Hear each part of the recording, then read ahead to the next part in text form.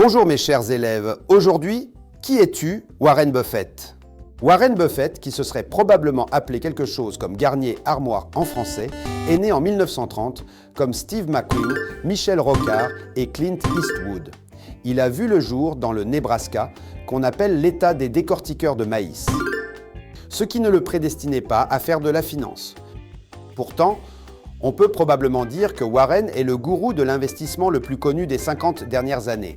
Il est à la tête de Berkshire Hathaway, une société d'investissement qui possède des dizaines et des dizaines de participations. Le nonagénaire est l'archétype de l'investisseur prudent. C'est une sorte de Guy Roux de la finance, pour ceux qui ont la ref ou qui habitent du côté d'Auxerre. Sur la durée, ses performances boursières sont légendaires. Malgré son conservatisme, il a réussi à éviter d'être trop distancé depuis l'explosion du secteur technologique en mettant le paquet sur Apple. Warren a un talent inné pour les bons mots. On lui doit quelques adages comme « J'investis dans des entreprises tellement merveilleuses qu'elles peuvent être gérées par un idiot » ou encore « Mieux vaut acheter une entreprise extraordinaire à un prix ordinaire qu'une entreprise ordinaire à un prix extraordinaire ». Ça fait un peu la palissade comme ça, mais c'est plein de bon sens.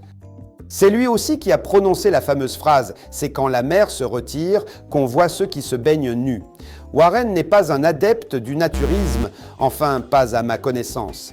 Il veut juste dire que sur les marchés, les masques tombent pendant les périodes de tension exceptionnelles. En revanche, la recherche académique a prouvé qu'il n'est pas derrière les adages « que la force soit avec toi » ni « à bon chat, bon rat ».